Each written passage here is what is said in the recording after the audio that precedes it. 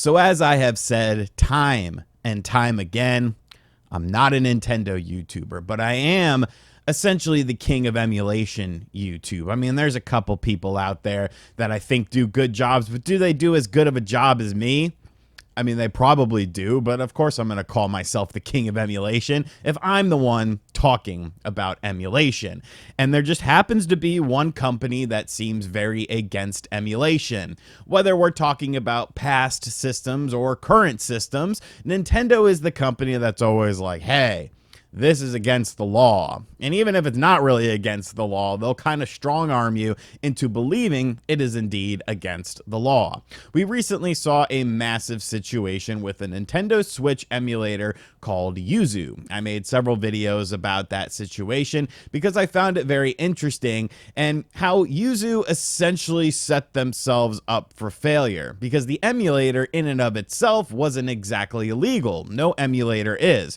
But what you do with the emulator, that's where the lines start to blur a bit. And the fact that Yuzu was hosting ROMs and telling people how to get ROMs and giving them ROMs on their Discord server, it really caused a lot of strain on that situation. And honestly, it kind of presented a bad look for emulation in general, because people were quick to identify that, hey, you know, the people that made this emulator were supporting piracy.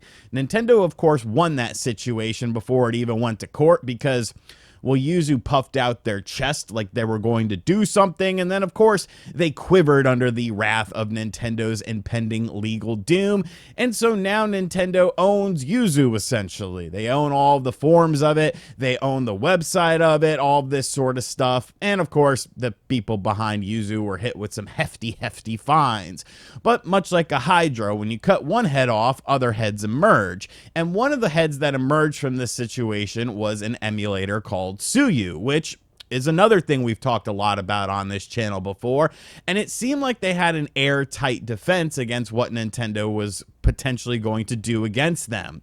They said that they had all of their ducks in a row. They had legal counsel to tell them what was allowed and what wasn't allowed, and well, things haven't been going very well for Suyu at this point in time. Their source has already been removed off of places like GitHub due to a request at the behest of Nintendo saying, hey, you can't hold this up on your website because, you know, this is against our policies and stuff like that. So, of course, Suyu went into the underworld known as Discord, where Discord updates were done and leaks and builds of this were available on there. And well, you could see where we're going with this, because now Discord seems to be working alongside of Nintendo with taking down certain emulators as far as Nintendo Switch emulation is concerned. Now, I've seen a lot of people talking about this, a lot of comments on it, and there seems to be a lot of misinformation that's also tied into this. So I kind of want to clear it up, at least from my perspective, and talk about some of the theories that have been running around there and why I think they're incorrect and what the actual facts are about this situation. So we have a write-up done here by My Nintendo News. Discord reportedly removing servers and creators accounts for Switch emulators. Let me just go ahead and say, I am not a fan of Discord. I feel like there's too much social media in the world, and Discord, like, you see like a lot of sus stuff happen on Discord and stuff like that. I'll just leave it at that. I'm not a huge fan of the platform though.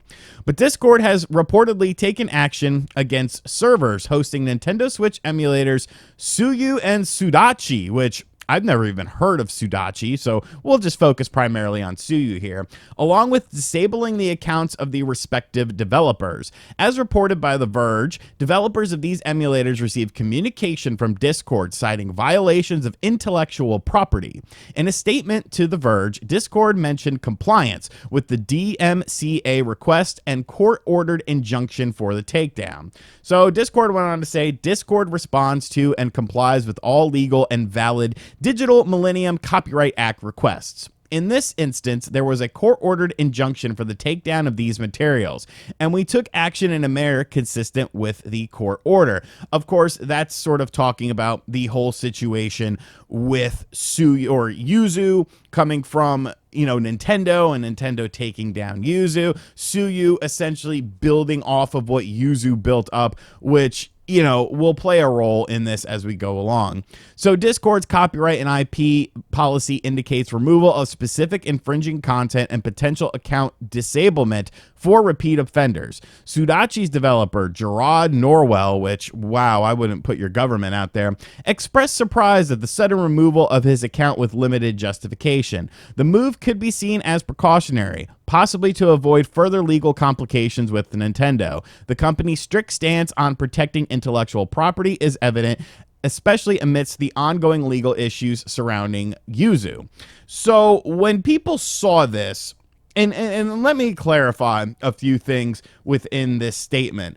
I don't necessarily think that Discord is doing this on their own accord, because if you hear the stories about things that are sent via Discord and stuff like that, and some of these servers, they're not actively policing these things, because if they were, like, I feel like Discord would probably vanish. Like, there are a lot of skeletons that come out about what sort of stuff is shared on Discord and the coordinated attacks that are done on various things, all being hosted by Discord. I feel like Discord will only look into things if they have a reason to, as in if someone is telling them, hey, we need to make sure that this sort of stuff isn't happening on here with our intellectual property. So I fully am under the impression that this is something that Nintendo requested Discord to do, essentially police and find these servers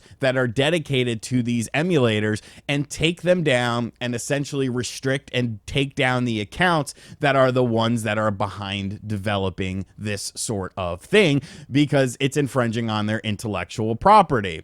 Now, yes, I mean, if they're doing it for piracy reasons, then yes, that is well within the rights. And if they are like hosting ROMs on stuff on there, like, yes, that is the illegal portion of this. But the emulator in and of itself is not necessarily illegal. So what sort of gives Nintendo the jurisdiction to do that? Because let's remember, there are other means of emulation out there.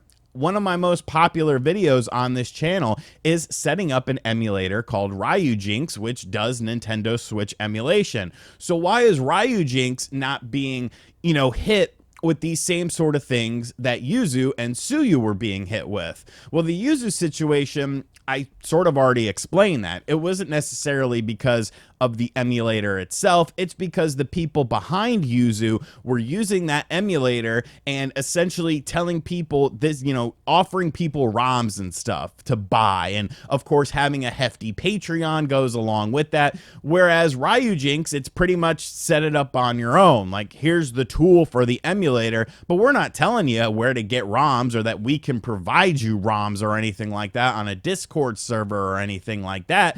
So that's kind of why they've been flying under the radar, because legally speaking, they seem to be doing, at least from my perspective, everything sort of by the book.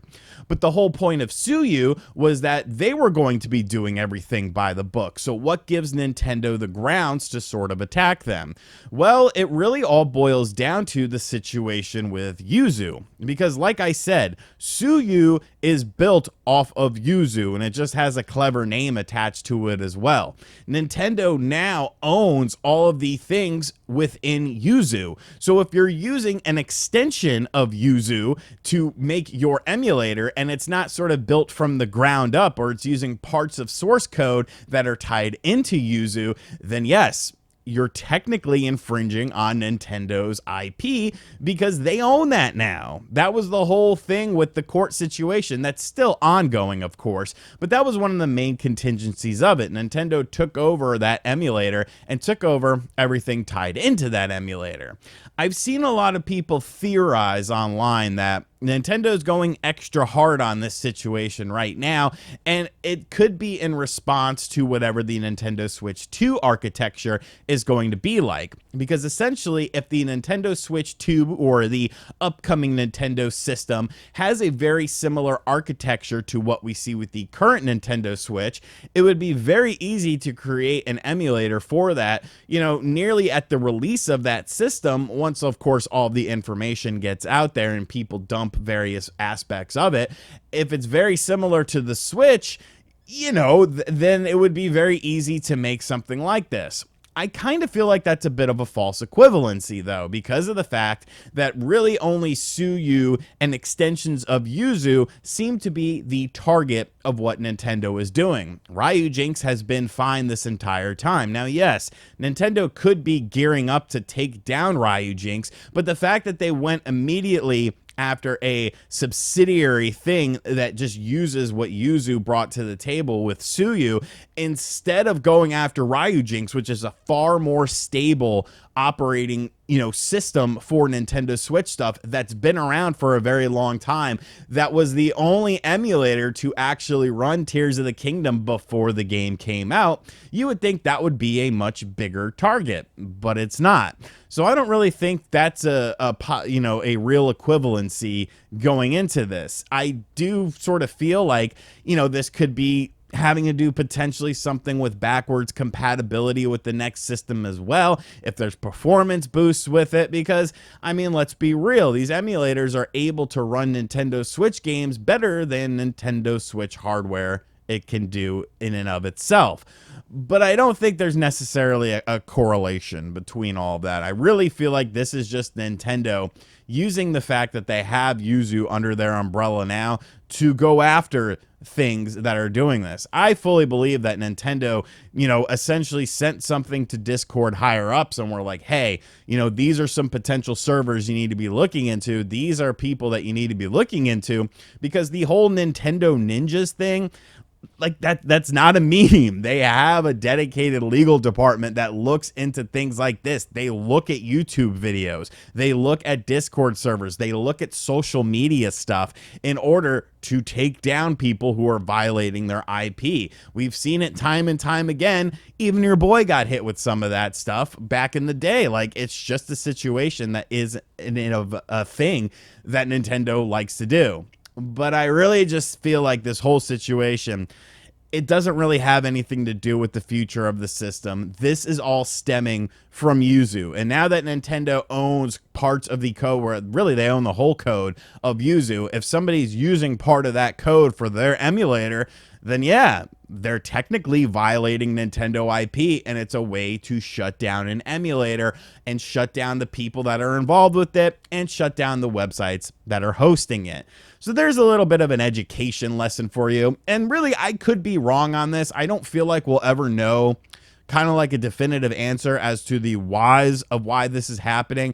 But in my, guess, in my estimation, this is what lines up the most as far as emulation is concerned, and as far as why Nintendo would be doing this, but leaving other emulators alone. But let me know in the comments section down below what you think of this situation. Is Nintendo overstepping their boundaries? Because honestly, as much as I'm a champion for emulation and stuff like this, like in this individual situation, like, yeah, Nintendo technically owns the base emulator. So you can't really build something off of that base emulator when Nintendo has it under their umbrella and expect them not to kind of do anything to you in this sort of stance. So, and as always, guys, thank you for checking out this video. If you are new to the channel, make sure you hit that subscribe button, like, comment, and share. Hit the bell as well. And as always, I'll catch you guys on the next video. Later.